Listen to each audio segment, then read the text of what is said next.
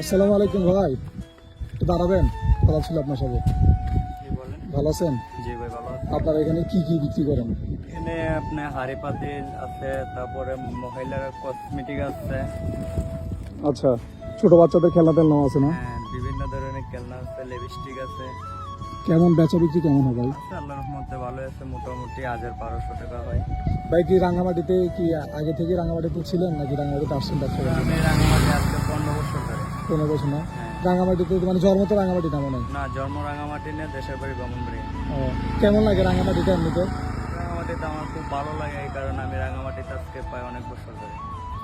আসলে আমরা আমি আসলে যাচ্ছিলাম আপনার হচ্ছে আসনবস্তি থেকে বাসে যাচ্ছিলাম, তো দেখলাম যে ভাই এই যে এগুলো জিনিসপত্র অনেকগুলো বিক্রি করে। আমরা যখন আগে ছোট ছিলাম তখন কিন্তু এরকম বেশি বিক্রি হতো, ফেরিওয়ালা বা ইয়া ছিল বেশি ছিল।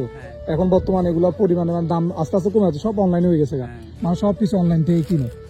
তো ভাই হচ্ছে এগুলো বিক্রি করতেছে, দাঁড়ালাম। আর আমার হচ্ছে একটা ছোট ভাগ্নি আছে, ভাগ্নির জন্য কিছু খেলনাপাতি নিবো, ভাইয়ের কাছে বাংতি টাকা নাই।